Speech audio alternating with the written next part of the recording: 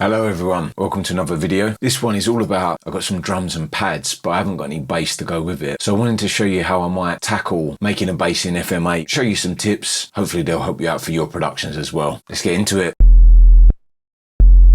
Just starting here with a little basic note, just to build some ideas. One thing to watch out for on FM8 is you do need to bring the release out just a tiny bit to stop clicks at the end of each audio file. So each of these are oscillators, and you can have a carrier and a modulator signal all running through, and there's a saturator, a filter, and effects and everything in FM8. I think it's super cool. This is just classic FM modulation.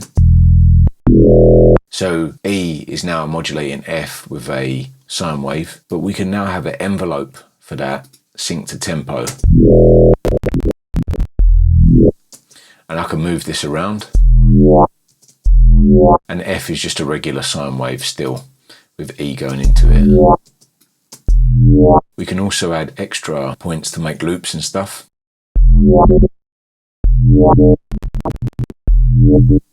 So it just moves around that in between these points as a loop now. I can put that just off pitch a little bit. It's pretty cool. Also, I can do a pitch envelope for F.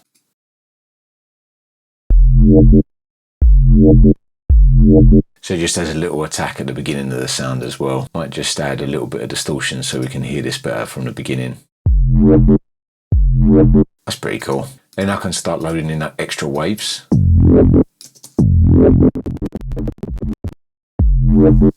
So now this extra wave D is only going to hit on the very attack of the bass and then not move any other time. And then I'll load in C to move at another point as well, just to come in for a moment. So you can hear it takes a eighth note or 2 eighth notes for that one to come in.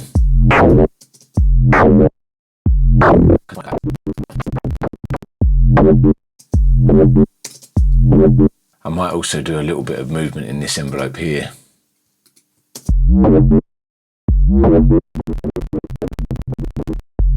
Just a tiny little bit of pitch envelope, and I'm talking so subtle, keeps the bass a little bit more interesting, and that's quite cool. So yeah, they're the start of the sound, which is quite good.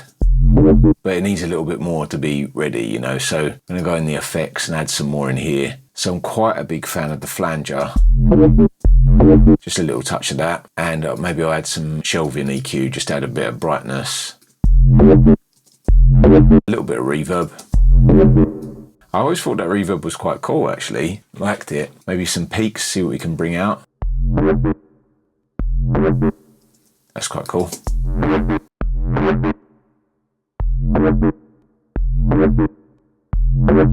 And then maybe see if any of these can also go on. Bit of chorus. That's already sounding pretty cool as well. I could look into detuning it here. Check out mattchapmanaudio.com for mixing and mastering, one-to-one music production blogs, and exclusive content in the store. That's mattchapmanaudio.com. Okay, so I'm starting to get a lack of like that re-triggering. So I'm gonna do key sync so that it hits with like a full bass each time. But the other ones can be a little bit more different. So we've got that as a starting point, and then I can just introduce more waves on B with a bit of shape. That's starting to be pretty close to something that I'd like. Then there's also a filter here which is really nice, so I can filter into that if I like.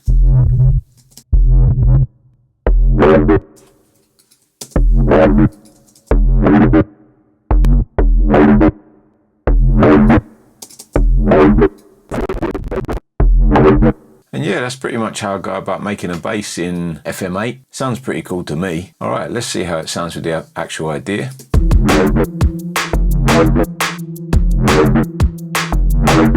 Now I can just start playing about with bassline ideas, you know.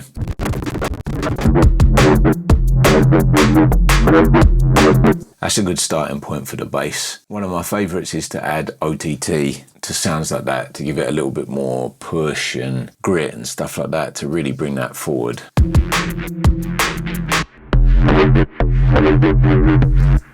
you can hear all the reverb is a bit too big now and the effects as well. So I might bring that back just a touch.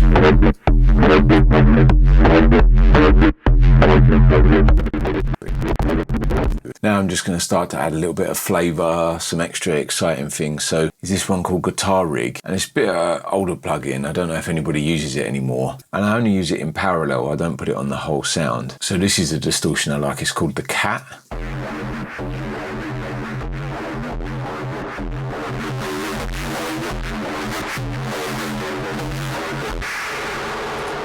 Wow, that's wild. In this modifier here, you can have different things control different parameters. So this is an example of one modulator called the envelope. I can just drag that onto the filter. That is wild. So I'm only going to mix that in just a touch.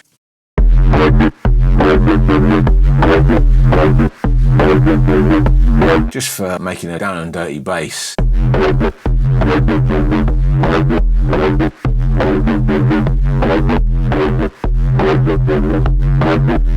Then to actually finish the bass, what I do is put in an audio track FM8 print, record the output of that previous one as a recording, and then just play about with all the different stuff I've got in here and pick my favourites and see what happens. So I'll give you a little demo of what that would look like.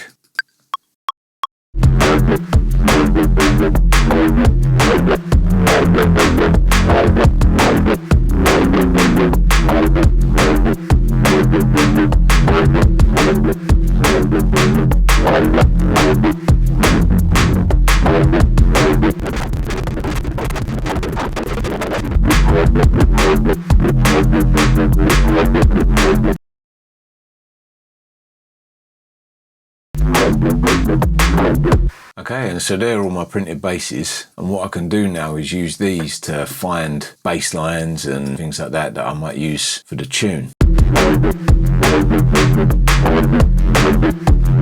You know, I can't move backwards, I can only move forwards with this bass now, and I've got to find a way to make it work. Because I recorded in a loop, now I can just bring in little bits. So I use the keyboard B to find bits of the bass line. So this is the first one.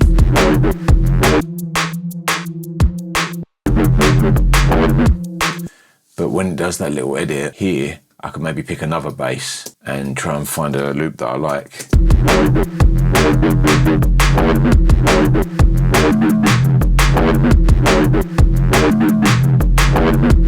Back to the first bass, but maybe the attack this time, I switch it up for something strange, you know? Okay, so I'm starting to like that. Now this bass, I can just do a little bit of fine tuning.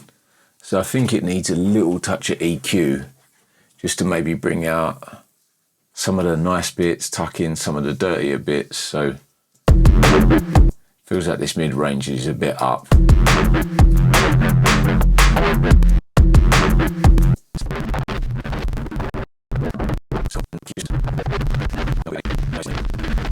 Now I might just add a touch of saturation so that I can bring up some of these tops gently.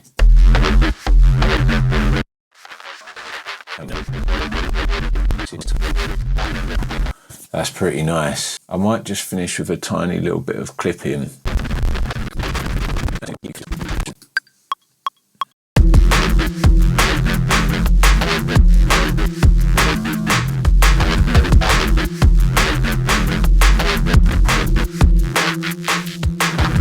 Just a little one like that, so it feels like the bass has got a tiny bit of movement to it.